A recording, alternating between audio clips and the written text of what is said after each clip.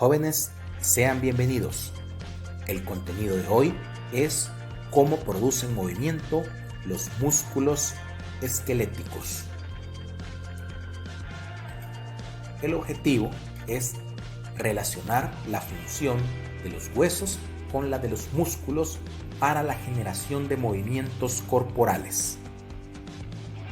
Como subcontenidos, vamos a estudiar los sitios de fijación muscular, sistema de palancas y sus acciones en el cuerpo, efectos de la disposición fascicular y coordinación muscular. Sitios de fijación muscular. Para que exista movimiento, debe ocurrir la contracción de un músculo que esté conectado mediante uno de sus tendones a un hueso A y mediante otro de sus tendones a un hueso B, mientras estos huesos A y B están articulados y el músculo atraviesa esa articulación. Por lo general, en el organismo solo se mueve uno de los huesos, ya que el otro estará estabilizado por otros músculos. En este sistema es posible identificar algunos componentes característicos en la producción del movimiento. Tenemos el origen, que es la fijación del tendón de un músculo al hueso inmóvil. La inserción, que es la fijación del tendón de un músculo al hueso móvil. El vientre, que es la parte carnosa del músculo, que se ubica entre los tendones. Otros conceptos importantes acá es el de acción muscular. Esta es el movimiento principal que se produce por la contracción de un músculo.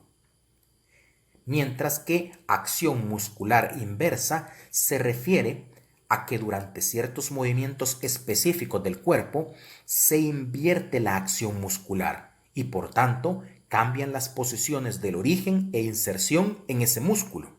Entonces, el tendón de origen pasa a ser el de inserción y el de inserción se constituye como el tendón de origen.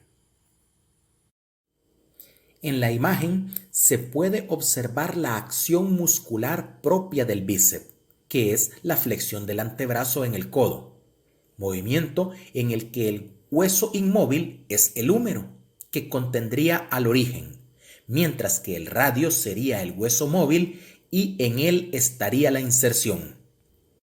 Por otro lado, la acción muscular inversa del bíceps braquial podría observarse en este movimiento de elevaciones en la barra horizontal. El húmero sería el hueso que se mueve, por lo que es una acción muscular inversa. La unión del tendón del bíceps a este hueso sería la inserción, mientras que el origen estaría en el radio, hueso que durante todo el movimiento estaría vertical e inmóvil. Otro ejemplo sería el del recto anterior del abdomen. Este tiene su origen en la cresta y sínfisis del pubis y su inserción en la apófisis sifoides y los cartílagos costales del 5 al 7. Por lo tanto, en un movimiento abdominal típico, es el tórax, con todo el cuerpo superior, el que se moviliza, la parte del sistema que contiene la inserción, mientras que la cadera permanece inmóvil, siendo esta la parte del sistema que contiene el origen. Pero ¿qué pasa en una abdominal invertida? Donde se daría lo que es la acción muscular inversa del recto anterior del abdomen o de los músculos rectos anteriores del abdomen. El origen y la inserción se invierten. ¿Por qué? Porque la cadera es la que se levanta. Entonces, el hueso móvil es el pubis, que se ubica en la cadera. Entonces, ese sería la inserción y el origen estaría Para ese movimiento de acción muscular inversa, el origen estaría en el apófisis sifoides y los cartílagos costales. Ahora bien, es importante señalar que ese cambio entre orígenes e inserciones solamente se da cuando hay movimientos de acción muscular inversa. Todos los músculos tienen un origen y una inserción definida de acuerdo a su acción muscular, es decir, a la acción muscular propia de ese músculo. Sistema de palancas y sus acciones. Al producir movimiento, los huesos actúan como palancas y las articulaciones funcionan como punto de apoyo de esos apalancamientos. ¿Qué es una palanca? Una palanca es una estructura rígida que se puede mover alrededor de un punto fijo, llamado fulcro, simbolizado por la letra F dentro de un triángulo. Sobre dos puntos distintos de una palanca actúan dos fuerzas distintas. El esfuerzo o potencia, que se simboliza con P, y la carga o resistencia, que se simboliza con R dentro de un cuadrado. En el organismo, el esfuerzo es la contracción muscular. La resistencia es el peso de la parte del cuerpo que se moviliza. Y el fulcro sería la articulación implicada en el movimiento. Una palanca puede tener ventaja o desventaja mecánica. Cuando se habla de ventaja mecánica es cuando con menor esfuerzo se logra mover la resistencia. Y cuando se habla de desventaja mecánica es cuando se necesita un mayor esfuerzo para mover la resistencia. Entonces, como norma, se tiene que entre más cerca esté la carga del punto de apoyo y más lejos sea la aplicación del esfuerzo, menor será el esfuerzo para realizar el movimiento de la carga. En este caso, se habla de ventaja mecánica. Por otro lado, entre más lejos esté la carga del punto de apoyo y más cerca de éste sea la aplicación del esfuerzo, mayor será el esfuerzo requerido para mover la carga. En este caso, se habla de desventaja mecánica. Entonces, una palanca tendrá ventaja mecánica cuando la carga esté más cerca del fulcro que el esfuerzo. Y tendrá desventaja mecánica cuando la carga esté más lejos del fulcro que el esfuerzo. Tipos de palanca. Las palancas pueden ser de tres clases. En las de primera clase, el fulcro está entre la carga y el esfuerzo. Estas podrán tener ventaja mecánica o desventaja mecánica dependiendo de la menor o mayor distancia de la carga con respecto al fulcro. Las de segundo género o de segunda clase. Estas ubican la carga o resistencia entre el fulcro y el esfuerzo. Y al estar siempre la resistencia más cerca del fulcro que el esfuerzo, estas siempre tendrán ventaja mecánica. Las de tercera clase poseen siempre el esfuerzo entre la resistencia y el fulcro o punto de apoyo. Por lo tanto, la resistencia o carga siempre estará más lejos del fulcro y por lo tanto estas palancas siempre tendrán desventaja mecánica. Observemos algunas palancas de uso cotidiano y tratemos de identificar si pertenecen a la primera, segunda y tercera clase.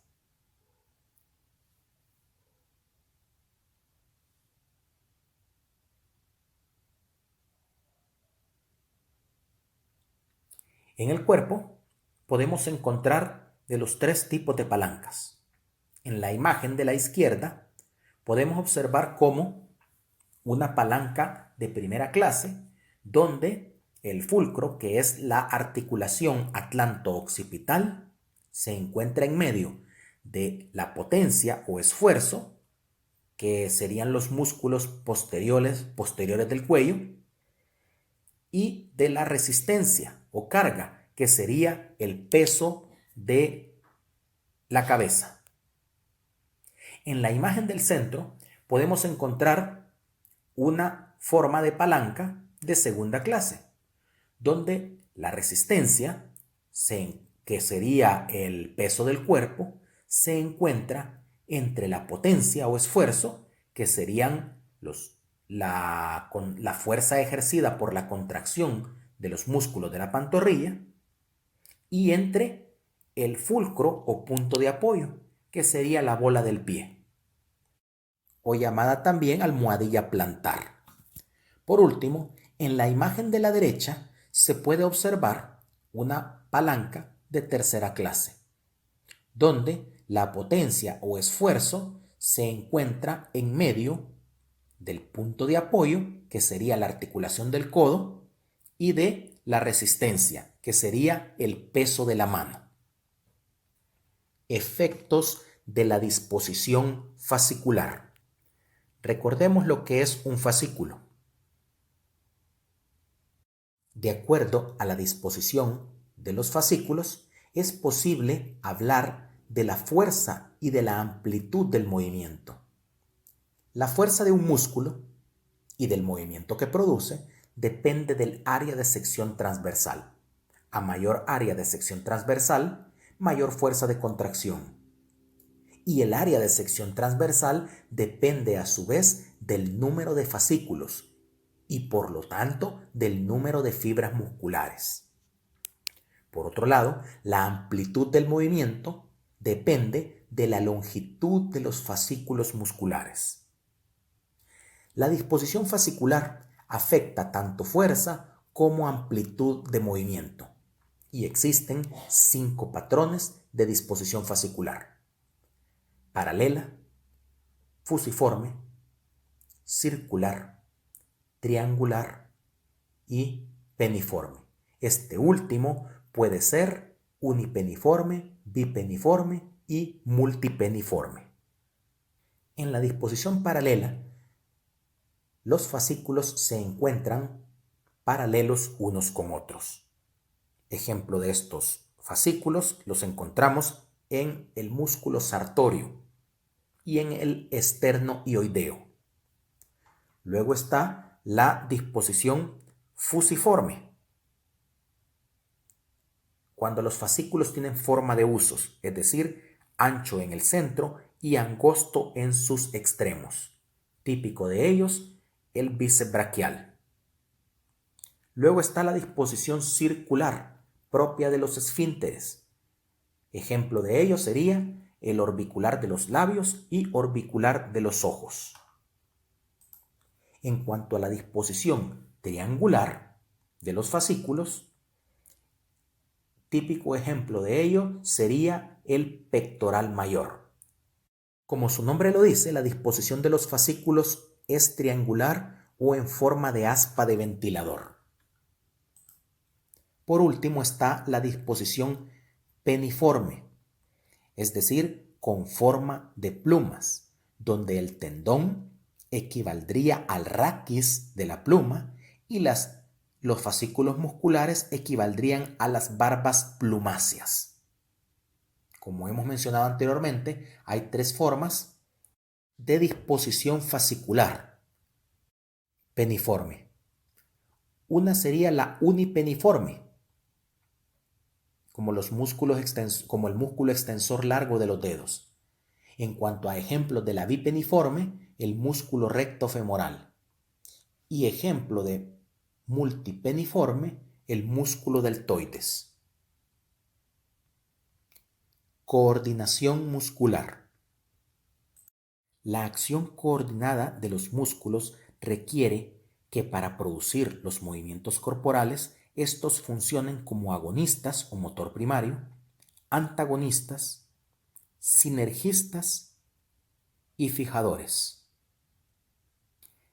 El músculo que hace la función de agonista o de motor primario es el que se contrae para producir un movimiento, mientras que el antagonista se estira y cede a los efectos del agonista. Generalmente, agonista y antagonista se ubican en lados opuestos de un hueso.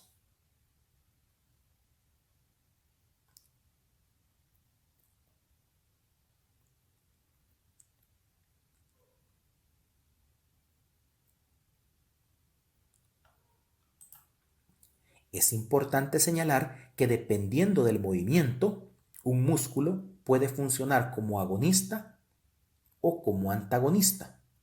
Para el caso, en la imagen podemos observar el bíceps braquial y el tríceps braquial. Es importante señalar que en la flexión del antebrazo por la articulación del codo, el bíceps funciona como agonista y el tríceps como antagonista. Mientras que si es la extensión del antebrazo por la articulación del codo el movimiento que se realiza, el tríceps sería el agonista y el bíceps sería el antagonista. Los músculos sinergistas son aquellos que al contraerse estabilizan articulaciones intermedias. Por lo tanto, su ubicación estará en esas articulaciones intermedias que estabilizan. Un ejemplo de ello sería los músculos del compartimiento anterior del antebrazo que mueven los dedos, el flexor superficial de los dedos y el flexor largo del pulgar. Al contraerse, al tener su acción en los dedos y atravesar la muñeca, al contraerse, también causarían la flexión de la mano. Y cuando solo quisiéramos flexionar los dedos, se flexionaría también la mano. Para evitar ello, existen músculos sinergistas en la muñeca, como los extensores del carpo, que impiden el movimiento no deseado. Además, hay músculos fijadores. Estos estabilizan el origen del músculo agonista para que éste pueda actuar de manera más eficiente. Y por lo tanto, estarían ubicados adyacentes o muy cercanos al origen de los músculos agonistas. Un ejemplo de ello sería cuando se abduce el miembro superior. El músculo agonista sería el deltoides. Pero para estabilizar el origen del deltoides, que se encuentra en la escápula, se contraerán otros músculos que serían los fijadores. Para el caso, pectoral menor, trapecio, subclavio, serrato anterior y otros que estabilizarían la escápula para hacer el movimiento de abducción más eficiente. Con respecto a este contenido, eso sería todo.